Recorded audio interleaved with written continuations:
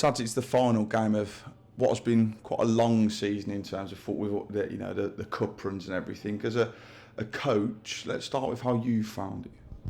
There was a real bulk of games at the start of the season. That was a hell of a run-in. Then it slowed down a little bit. Then there was a massive amount of games again at the start of the year, especially with the cup run as well. So it's been full on, and this last 2 weeks has given everybody probably a little bit of a chance to breathe a little bit with games Saturday and then Saturday, Monday. It's given everybody a chance to just take stock and be good again to go again on Monday. That's when our sole focus of this last week now. But it has of course been a season of ups and downs. Of course it has. I think I've reiterated that in my programme notes. It's there have been some real positives, and then of course some not so positives. I think throughout that it's worth still making the point about how solid we've been to be at times throughout the season. We've got a hell of a lot of clean sheets, and we've got some fantastic we've had some fantastic performances and times when players have just given everything for the cause, but of course we've fallen short of where we want to be. Let's not hide about that. What I will say is every time you cross the pitch, every time you play is an opportunity to put things right, and on Monday we have an opportunity to finish the season well, finish the season in front of our fans, hopefully be able to give them a good sending off into the summer, and that is our sole focus now. As a coach as well, do you feel that these last few weeks have helped you develop as well? I don't think it can fail to. Of course, you're the person that everybody's wanting the information from, and everybody's looking to for direction. So thoroughly enjoyed every moment of that. It's been a really good couple of weeks in terms of the way everyone's bought into what we've asked them to do.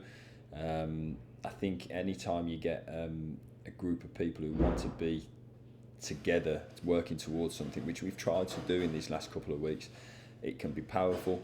I thought at times on Saturday, especially in the first half, we showed that willingness to be in our defensive shape exactly how we spoke, to then break. Just didn't quite get the goal that we were looking for in those opportunities when we did counter-attack. I thoroughly enjoyed the last couple of weeks, loving every second of it, really enjoying every moment with the players, fantastic experience. I suppose that's all you can then ask for. You mentioned the players buying into what you and Richard want. As coaches, that's just everything that you want and hopefully expect from the players to buy into what you're trying to put across. Yeah, but the players have to see the purpose and the merit in that as well. So we've been really focused on making sure that it's been a learning environment in the couple of weeks we've been here. An environment where the players want to come, expect to see detail, they expect to see a plan of what we're looking to put in place for the game, and expect to see a place where they want to improve and can improve. That has been, myself and Richard spoke about at the start of all this. I wanted to make an environment where we come and learn. And for me that just harnesses and brings on improvement from there. So of course that's been condensed into a 2-week period, so the things that we've put in place in this 2-week period have been really well received. I think you've seen that over a longer period. I think you would see some significant improvements in terms of individuals, but the players have bought into that because they can see the merits in what we're trying to do for them. You're into the final game of the season now against Doncaster. I don't suppose it necessarily plays into your hands, but do you like to finish the season at home in front of your home fans? We're looking, close to a crowd of about 6,000 as well, which is, fantastic numbers yet again. I thought it was more than that as well.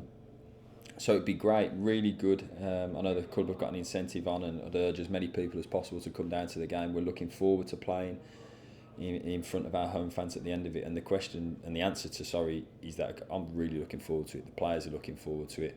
I think it is a good thing to finish your season at home, and hopefully we're all desperate to finish the season strongly at home and give everybody a big lift going into the off-season. We're not going to hide or shy away from the fact that the season hasn't been how we wanted it to be.